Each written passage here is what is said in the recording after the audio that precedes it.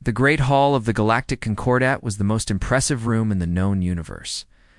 Its ceiling stretched so high that clouds sometimes formed inside it. Massive pillars made of crystal from dead stars held up the roof.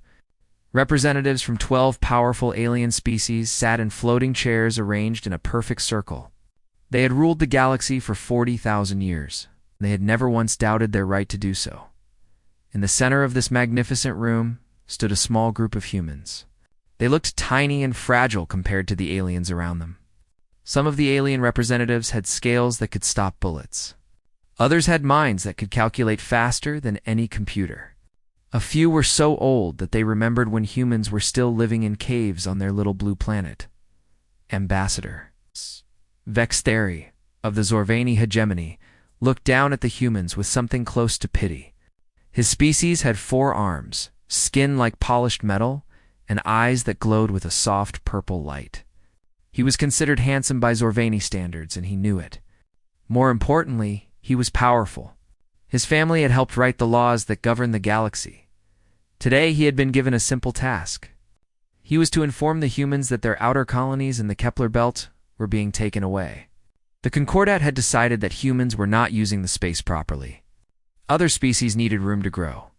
The humans would simply have to accept this decision. Vextheri activated his translation device and began to speak. His voice echoed through the great hall like thunder. "People of Earth," he said, "the Galactic Concordat has watched your species with great interest. 300 years ago, you discovered faster-than-light travel. We welcomed you into the galactic community. We gave you access to our trade routes. We allowed you to establish colonies in spaces we designated for developing species." He paused to let his words sink in. The human delegation remained silent. Their leader, a woman named Alina Vasquez, watched him with calm brown eyes. She was the Secretary General of the United Earth Government, the highest position a human could hold. She was also, in Vextheri's opinion, remarkably unremarkable. No claws, no special abilities. Just a small woman in a simple gray suit. However, Vextheri continued, "The Concordat has determined that the resources in your Kepler belt colonies would be better utilized by the Rithkari Consortium. They require the minerals for their shipbuilding operations. Therefore, effective immediately, all human presence in the Kepler belt must be removed. You have 1 standard year to relocate your colonists. The Concordat thanks you for your understanding," he smiled, showing rows of perfect silver teeth. Around the hall, several alien representatives made sounds of approval. This was how things worked in the galaxy. The strong took from the weak. The weak accepted their place. It had always been this way. Alina Vasquez did not move. She did not cry. She did not beg. She simply stood there for a long moment, looking at Vextheri as if she was trying to memorize his face. "I have a question," she said finally. Her voice was soft, but somehow it carried through the entire hall. Vextheri's mandibles clicked with amusement. "Of course, little ambassador. Ask your question. What happens if we refuse?" The hall went silent. Several alien representatives leaned forward in their floating chairs, curious to see how Vextheri would handle this unexpected response. The Zorvani ambassador laughed. It was not a kind laugh. "Refuse?" He spread all 4 of his arms wide. "Dear child, I do not think you understand your situation. The Galactic Concordat has existed for 40,000 years. We have fleets that could turn your entire planet into dust in a matter of hours. We have weapons your scientists cannot even imagine. You have had spaceflight for 3 centuries. You are infants. What could you possibly do if you refused?" Alina Vasquez smiled. Later, when historians studied the recordings of this moment, they would spend years analyzing that smile. It was not a happy smile. It was not a sad smile. It was the smile of someone who had been waiting for exactly this question. It was the smile of someone who knew something that no one else in the room knew. "We could show you," Alina said slowly, "what humans do when someone tries to take what belongs to us." Vextheri felt something strange in that moment. It was a cold feeling in his chest, a sensation he had not experienced in many years. It took him a moment to recognize it as fear, but that was ridiculous. Why would he fear these primitive creatures? "Is that a threat, Secretary General?" he asked, keeping his voice steady. "No, Ambassador. It is a promise." Lena turned and walked out of the Great Hall. Her delegation followed her in perfect silence. Not one of them looked back. Not one of them showed any emotion at all.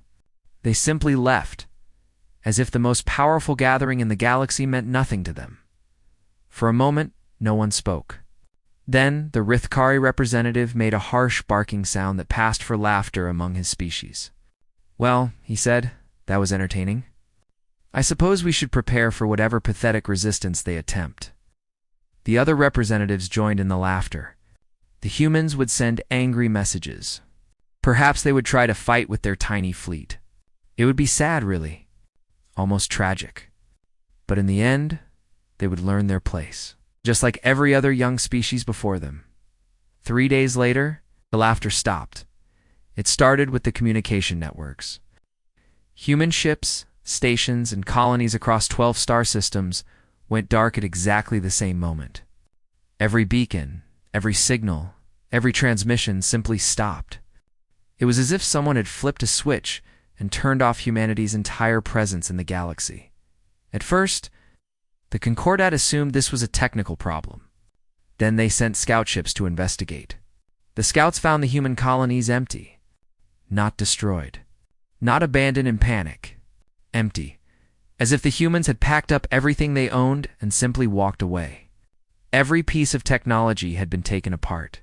Every computer had been wiped clean. Every fuel tank had been drained. The jump gates that connected human space to the rest of the galaxy had been disabled. Not destroyed, but locked with codes that the Concordat's best engineers could not break. The gates still stood there, perfect and silent. But they refused to work. In the Great Hall of the Galactic Concordat, Vextheri read the reports with growing confusion. This made no sense. Where had the humans gone? How had they coordinated such a massive disappearance without anyone noticing? What were they planning? He remembered Alina Vasquez's smile, and the cold feeling in his chest returned, somewhere in the darkness between stars. Far from any planet or station that the Concordat knew about, 10,000 human warships held their positions in perfect formation. They were painted black, running silent, invisible to any scanner the galaxy had ever built. On the bridge of the flagship, Admiral James Okonkwo looked at the holographic display showing the entire human fleet. His dark face was calm, his hands steady. He had spent his entire life preparing for this moment. His parents had prepared for it.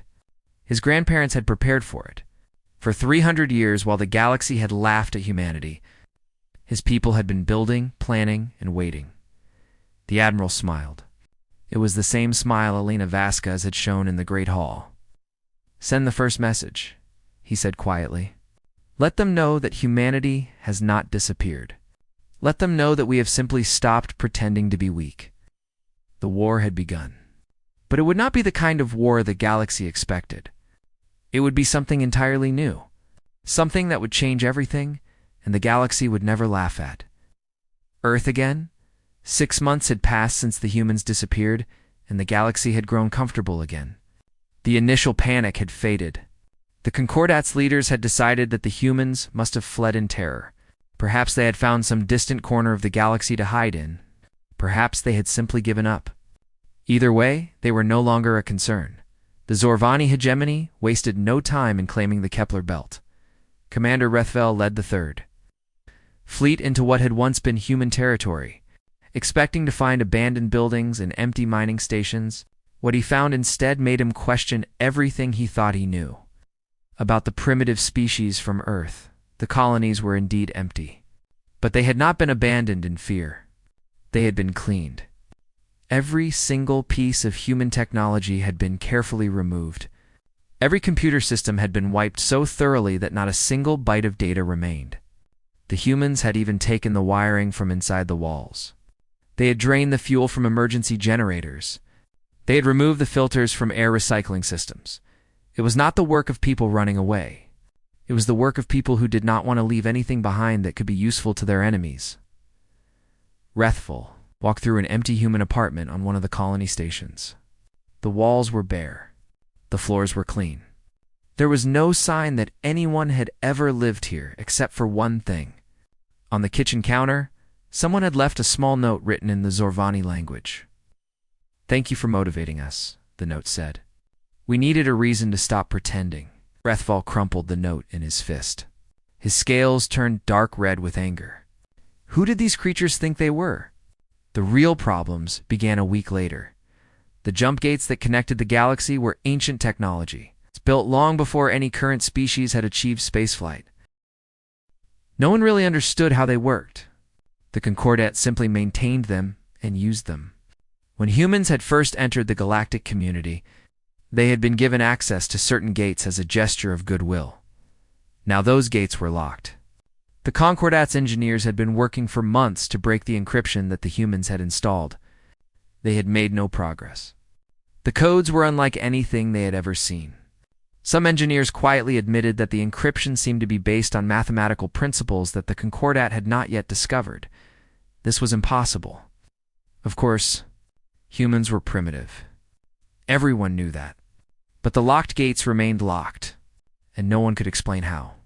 Creatures who had only been in space for 3 centuries had created codes that a 40,000-year-old civilization could not break.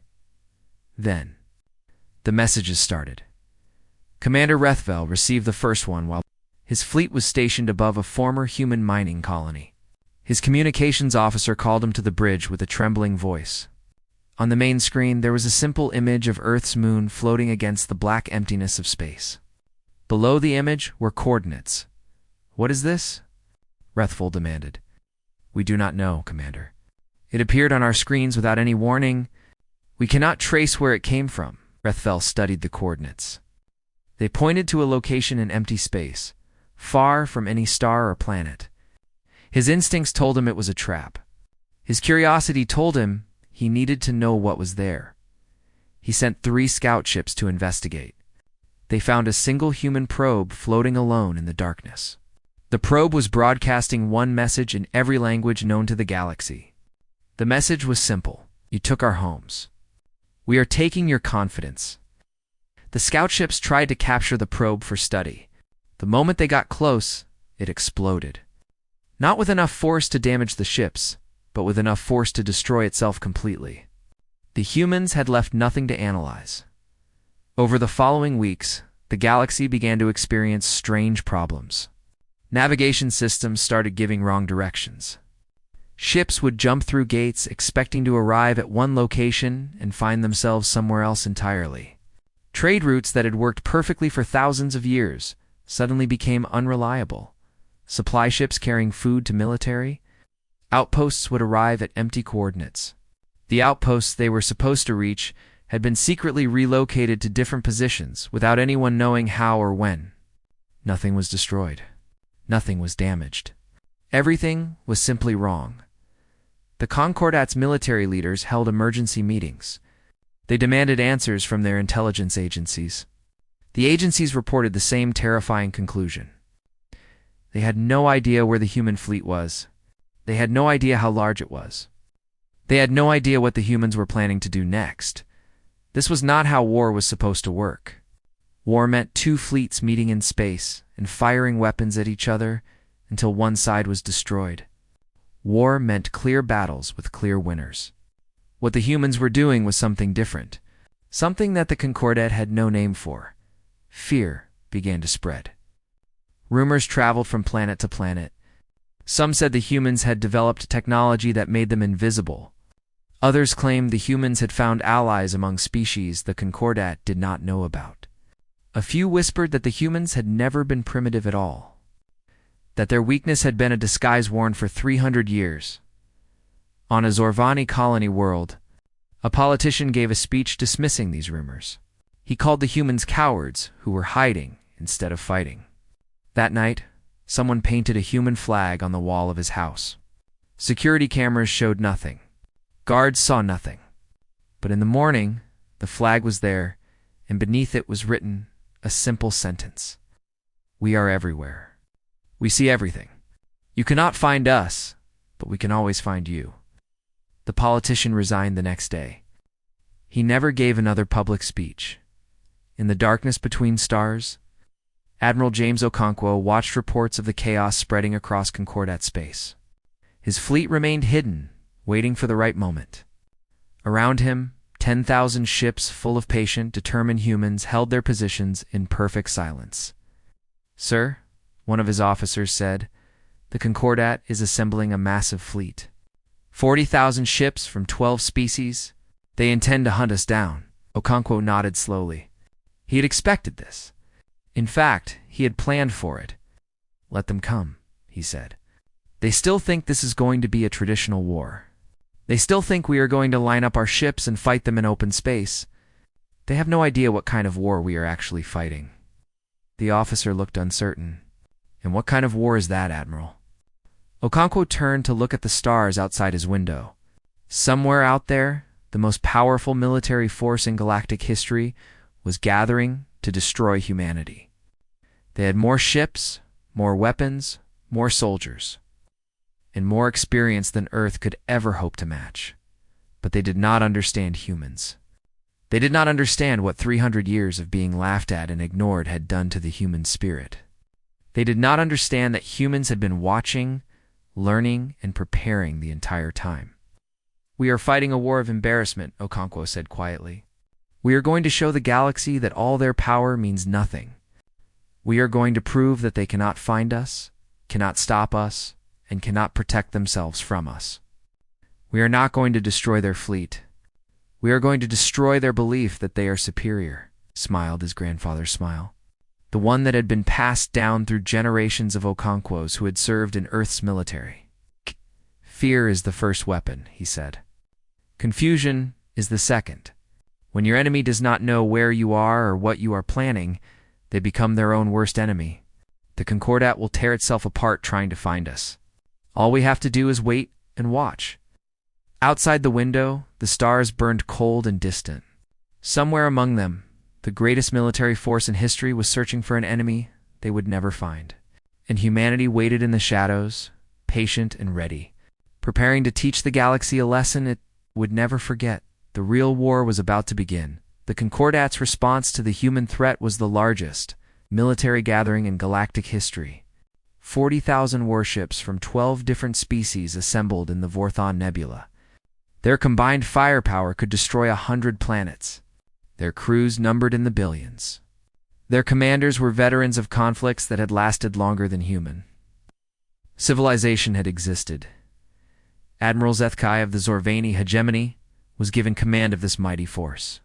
He was old, experienced, and utterly confident.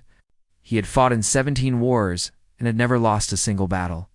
When he looked at the fleet under his command, he felt nothing but pride. "The humans think they can hide from us forever," he told his officers. "They are wrong.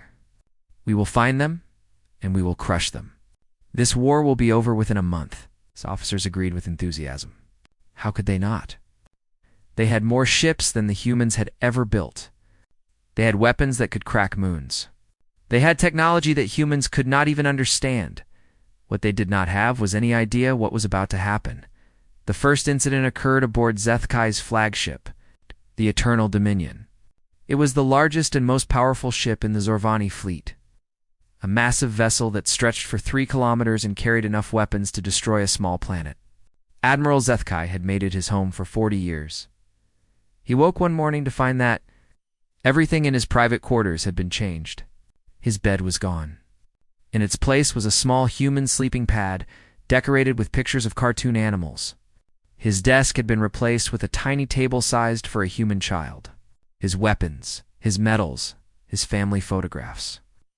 All of them had been removed and replaced with human children's toys. On his pillow, there was a note written in perfect Zorvani script. "We were here. We could have done anything. Think about that." "Sweet dreams, Admiral." Zethkai's screams of rage could be heard throughout the ship. Security teams searched every corner of the Eternal Dominion. They found no intruders. They found no evidence of how anyone had gotten in or out. The security recordings showed nothing unusual. It was as if the changes had simply happened by magic. Word of the incident spread quickly through the fleet. Other commanders laughed at first. Then, similar things began to happen on their ships as well. A Rithkari battleship discovered that all of its ammunition had been replaced with colorful candy. A Zorvani cruiser found that someone had reprogrammed its main computers to play human music instead of battle commands. A transport ship carrying supplies found that all of its fuel had been replaced with water, dyed the same color as fuel. No one was hurt. No ships were destroyed. But the message was clear. The humans could reach them anywhere. The humans could do anything they wanted. And the humans were choosing to embarrass them instead of killing them. The Concordat Council was not amused. They held an emergency meeting to discuss the situation. This meeting was supposed to be completely secure. Only the 12 most powerful leaders in the galaxy were allowed to attend. The room was protected by the most advanced security systems ever built. Halfway through the meeting, every screen in the chamber flickered. The faces of the council members were replaced by a human documentary. It was a detailed film about the personal secrets of every single person in the room.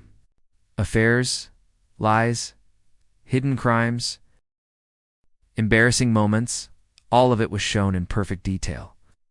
Set to cheerful human music, Ambassador Vexteri watched in horror as his private messages to his secret lover were displayed for everyone to see. His affair had been hidden for 20 years. Now every council member knew about it. Worse, the documentary was somehow being broadcast to news networks across the galaxy. By the end of the day, billions of beings would know his shame. His political career ended within hours. He was not the only one. 3 council members resigned before the week was over. 2 more faced criminal investigations. When their hidden crimes were exposed, the humans had not fired a single weapon. They had not destroyed a single ship. But they had caused more damage to the Concordat's leadership than any battle ever could. On a Zorvani news network, a brave young reporter asked the question that everyone was thinking. If the humans can do this without even fighting us, she said, what happens when they decide to actually use their weapons? No one had an answer. The psychological effect on the Concordat fleet was devastating. Soldiers who had been confident and proud became nervous and paranoid. They started seeing human threats everywhere. Some ships reported mysterious sounds in their corridors. Others claimed to find human footprints in areas that should have been sealed. Most of these reports were probably imagination, but no one could be sure anymore. Morale collapsed. Crews began refusing to leave their quarters alone. Commanders slept with weapons under their pillows. The greatest military force in galactic history was slowly falling apart, and not a single shot had been fired. Admiral Zethkai tried to restore order. He gave speeches about courage and duty. He punished soldiers who spread rumors. He ordered his fleet to begin searching for the human base of operations. But nothing he did seemed to help. The humans were always one step ahead. They seemed to know everything the Concordat was planning. When Zethkai sent scout ships to search a region of space, the scouts found nothing. But when the scouts returned, they discovered that someone had painted human flags on the outside of their ships. While they were away, the Rithkari Consortium, the species responsible for building most of the Concordat's weapons, received a shipment of 13,000 plasma cores. These cores were essential for powering the fleet's main weapons. When the shipping containers were opened, the technicians found blocks of chocolate shaped exactly like plasma cores. The real cores had vanished without a trace. On a personal level, the campaign of embarrassment continued. Military leaders found their diaries published online. Politicians discovered that recordings of their most private moments were being shared across the galaxy. Corporate executives learned that their secret, financial crimes were suddenly being investigated. The Concordat was tearing itself apart. Species that had been allies for thousands of years began blaming each other for the failures. The Zorvani accused the Rithkari of poor security. The Rithkari accused the Zorvani of incompetent leadership. Old grudges that had been buried for centuries started to resurface in the shadows between stars. Admiral Okonkwo watched it all happen. His agents sent him reports every day. The Concordat fleet was still powerful, still dangerous, but it was no longer unified. Fear and suspicion had done what human weapons never could. They're learning, Okonkwo said to his senior officers. They are starting to understand that we are not the primitive species they thought we were. but they have not yet learned the most important lesson. What lesson is that, Admiral? Asked Captain Sarah Chen, his second in command. That we could have killed them at any time. Okonkwo's face was serious. Every time we replaced their ammunition with candy, we could have replaced it with explosives. Every time we painted flags on their ships, we could have planted bombs. Every time we changed their computer systems, we could have made their reactors explode. He looked out at the stars. We chose not to. We chose embarrassment instead of death. But they need to understand that this is a choice we are making. We are not weak. We are merciful. And if they force us to stop being merciful, they will discover what 300 years of preparation really looks like. Captain Chen nodded slowly. When do we show them? Okonkwo checked his datapad. The Concordat Council was meeting again tomorrow, trying to decide how to respond to the human threat. It was time to stop playing games. Very soon, they have had their warning. Now they will learn the truth about humanity. And once they learn it, nothing in this galaxy will ever be the same again. In the darkness, the human fleet began to move. The next phase of the war was about to begin. The transmission appeared on every screen in the galaxy at exactly the same moment. Military command centers, civilian homes, space stations, starships, all of them suddenly showed the same image. It was the face of a human man with dark skin and calm eyes. He wore a simple military uniform, with no decorations except for a small patch showing. Earth. His name was Admiral James Okonkwo, and he was about to change the history of the galaxy forever.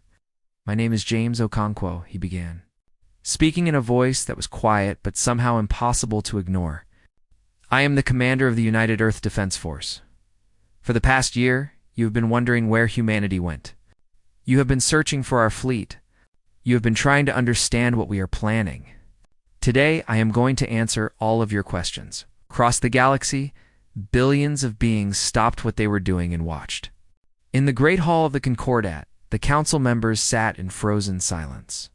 On 40,000 warships, crews gathered around screens. This was the moment they had been waiting for. For 300 years, Okonkwo continued, the Concordat has treated humanity as a minor species.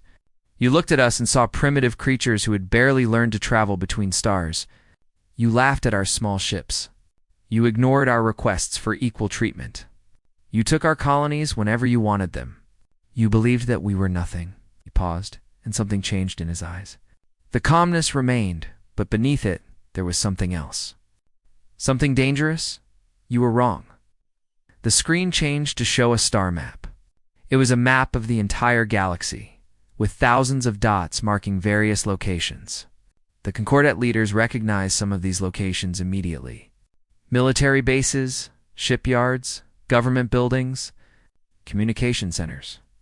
Every red dot you see represents a location where we have placed assets, Okonkwo explained. Agents, equipment, weapons. We have been doing this for 300 years. Every human scientist who came to study at your universities was gathering intelligence. Every human business that struggled to compete in your markets was actually mapping your economic systems. Every human ship that accidentally wandered into restricted space was conducting reconnaissance. The council members looked at each other with growing horror. They remembered the human scientists who had seemed so eager to learn. They remembered the human merchants who had seemed so harmless. They remembered laughing at how clumsy and primitive the humans were. It had all been an act. For 3 centuries, humanity had been watching, learning, and preparing. You wondered how we disabled your jump gates, Okonkwo said. The answer is simple. We have had agents working in your gate maintenance facilities for 200 years. You wondered how we knew your secret codes and passwords. We have been inside your computer systems since before your current leaders were born. You wondered how we got onto your ships without being detected. We built the stealth technology ourselves, using principles your scientists have not yet discovered.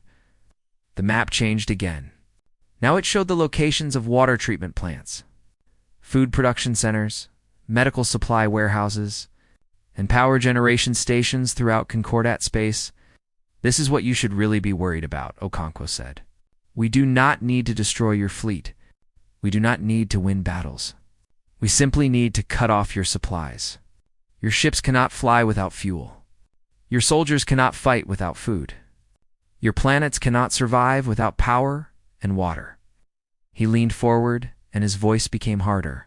"We have positioned assets at over 300 critical infrastructure points throughout your territory. Right now, at this moment, I could give an order that would shut down the power grid on 17 Zorvani colony worlds.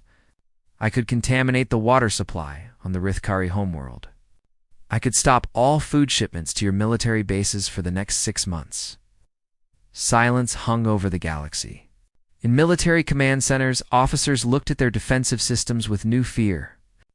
Were there human agents in their buildings right now? Were there human weapons hidden in their walls? "But I am not going to do any of those things," Okonkwo said. "Not yet. Because despite everything you have done to us, humanity does not want war. We do not want to kill billions of innocent beings just to prove a point. We are not like you." The word stung. The council members shifted uncomfortably in their floating chairs. "Here is what humanity wants," Okonkwo continued. "First, the Concordat will withdraw the redistribution decree and officially recognize human territorial sovereignty. Our colonies belong to us. Period. Second, the Concordat will grant humanity full and equal membership, the same voting rights as any other species. Third, all species currently classified as developing preserves will be given the opportunity to apply for equal membership as well." He held up 3 fingers, then slowly lowered them one by one. "These are not requests. These are requirements. You have 72 standard hours to accept them. If you do not, we will stop being gentle. We will stop replacing your weapons with chocolate and your fuel with water. We will start doing real damage." The screen flickered, showing images of Concordat infrastructure, power plants, communication satellites, fuel refineries. All of them had small red marks indicating human presence. "You have 40,000 ships," Okonkwo said. "We have 10,000. In a traditional battle, you would probably win. But we are not going to fight a traditional battle. We are going to strangle you. We are going to cut your supply lines, corrupt your communications, and turn your own systems against you. Your fleet will starve. Your planets will go dark. Your alliance will collapse as each species tries to save itself." He paused one final time. "You spent 40,000 years building a civilization based on power and fear. You believed that the strong should rule the weak. You believed that might makes right. We spent 300 years studying you, learning from your mistakes and preparing for this moment. Every cruel thing you did, every arrogant decision you made, we watched and we remembered. You taught us exactly what kind of civilization we did not want to become." Okonkwo's face filled the screen. "You have 72 hours. Use them wisely. Because after that, we stop talking and start acting. And I promise you this, you do not want to see what humanity can do when we stop holding back." The transmission ended. Screens throughout the galaxy returned to normal. But nothing was normal anymore. In the Great Hall of the Concordat, panic erupted. Council members shouted at each other. Military leaders demanded immediate attacks on human positions. Others called for surrender.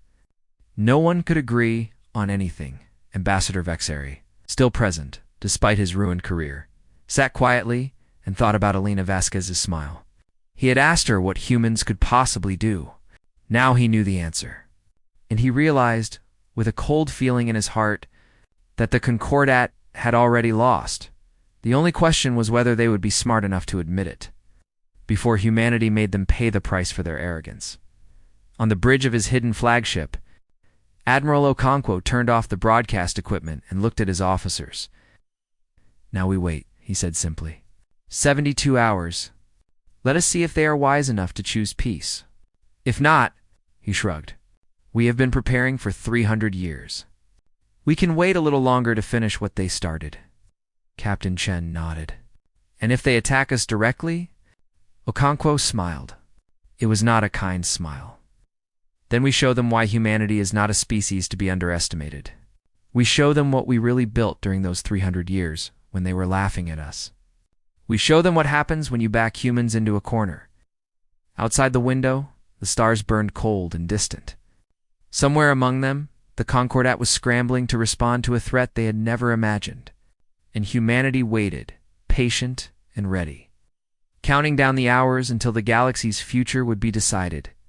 72 hours. That was all the time the Concordat had left to choose between peace and destruction. The clock was ticking.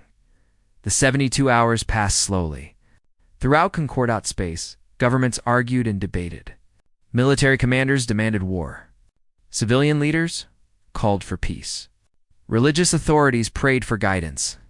Business owners worried about their profits. Everyone had an opinion, but no one could agree on what to do. The Zorvani hegemony wanted to fight. They were proud warriors who had never surrendered to anyone. The idea of bowing to a species they had considered primitive was unbearable. Admiral Zethkai gave passionate speeches about honor and courage. He promised that his fleet could crush the humans if given the chance. But other species were not so certain. The Kathrani Collective, a peaceful species of scholars, pointed out that the humans had already proven they could reach any location in Concordat space. Fighting an enemy you could not find seemed foolish. The Yothron Federation agreed. They had extensive trade relationships with human merchants and did not want to lose those connections. Hour after hour, the debate continued. Meanwhile, strange things kept happening. Power grids flickered. Communication systems experienced unexplained delays. Military bases reported that their security cameras had been mysteriously disabled and then restored. The humans were sending a message without saying a word. They were reminding everyone that they were watching, waiting, and ready. At hour 70, the Zorvani finally accepted reality. Their homeworld's entire planetary defense grid had stopped working. When technicians investigated, they discovered that the system had been reprogrammed to do nothing but play human classical music. Beautiful, peaceful music that mocked them every time they tried to activate their weapons.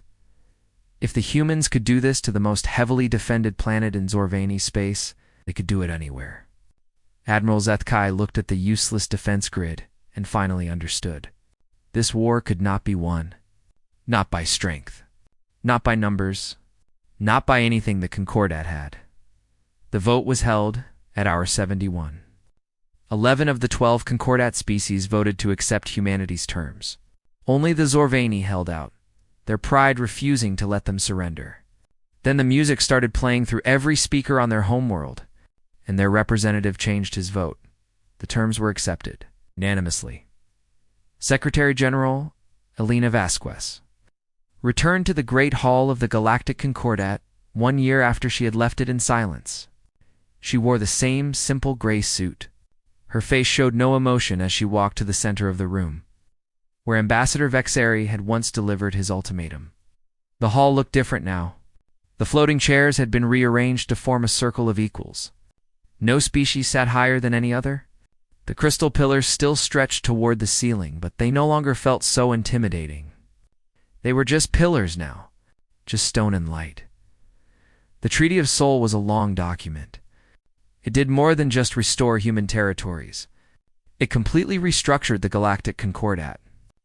Humanity was granted full membership with equal voting rights.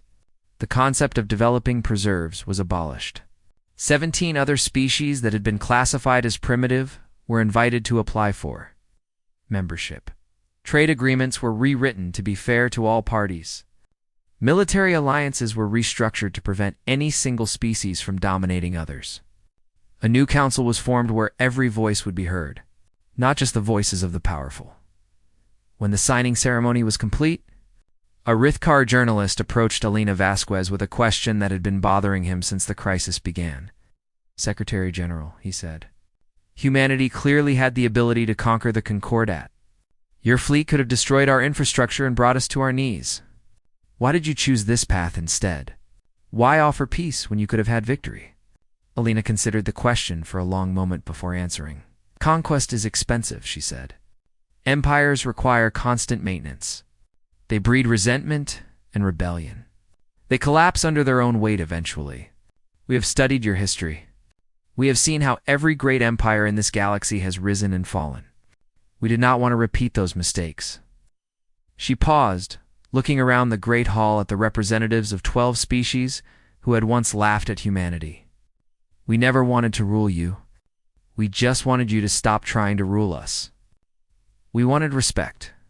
We wanted equality. We wanted the chance to trade with you, learn from you, and grow alongside you. But those things require respect, and respect cannot be given. It must be earned. The journalist nodded slowly. And you believe humanity has earned that respect now? Alina allowed herself a small smile. I think we have made our point. What happens next is up to all of us. We can be partners, or we can be enemies. We would rather be partners. But make no mistake, if anyone ever again threatens what belongs to humanity, we will be ready. We will always be ready. Admiral James Okonkwo attended the ceremony, but stood quietly in the corner.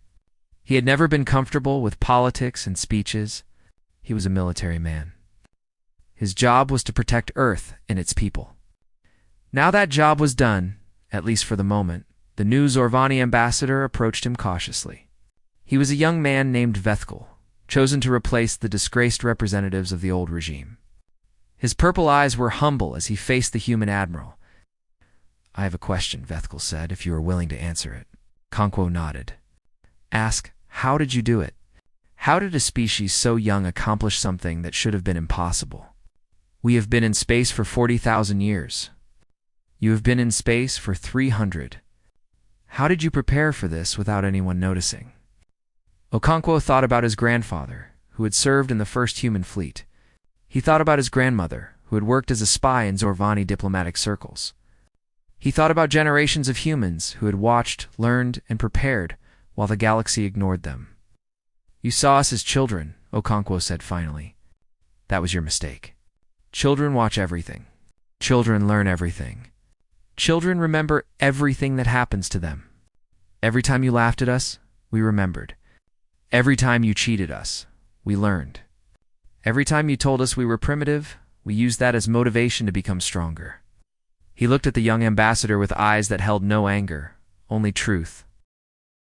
You spent 40,000 years believing that power comes from weapons and ships.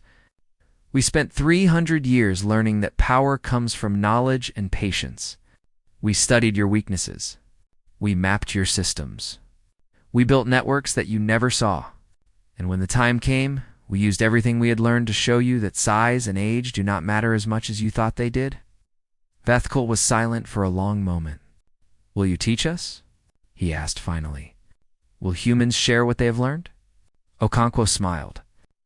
For the first time since the crisis began, it was a genuine smile without any hardness behind it. That is what this new partnership is supposed to be about, he said. We have things to teach you. You have things to teach us. Together, maybe we can build something better than what existed before. But it will take time. It will take trust. And trust must be earned, just like respect. 100 years later, the galaxy was unrecognizable. The Galactic Concordat had been renamed the Galactic Community. It was a genuine partnership of equals. A place where new species were welcomed rather than exploited.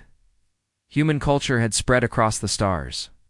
Human music played in alien homes. Human art hung in alien museums. Human philosophy was studied in alien universities.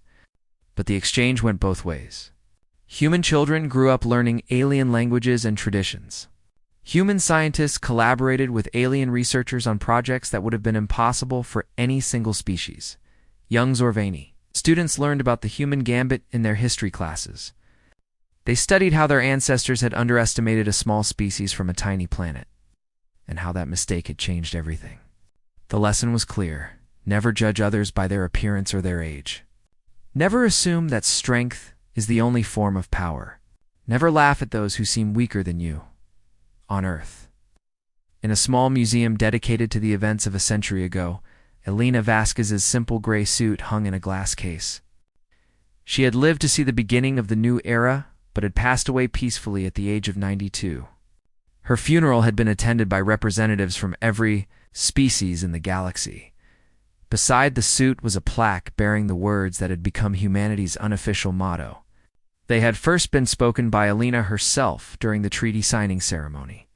They had started as a warning, but had become something more. A promise, a philosophy, a statement of who humanity chose to be.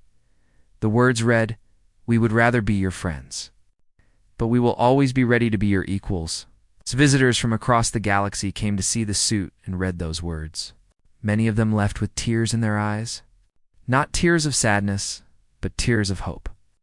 Hope that the mistakes of the past would not be repeated. Hope that the future would be built on partnership rather than domination. Admiral James Okonkwo lived long enough to see his great-grandchildren grow up in a galaxy where humans were respected and valued.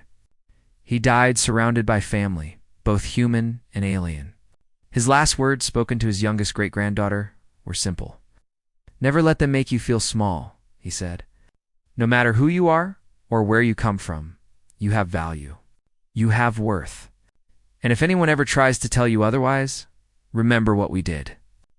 Remember that the smallest species in the galaxy changed everything. Remember that patience and wisdom will always win against cruelty and pride." The little girl nodded, not fully understanding, but remembering the words. Someday she would understand. Someday she would tell her own children and grandchildren.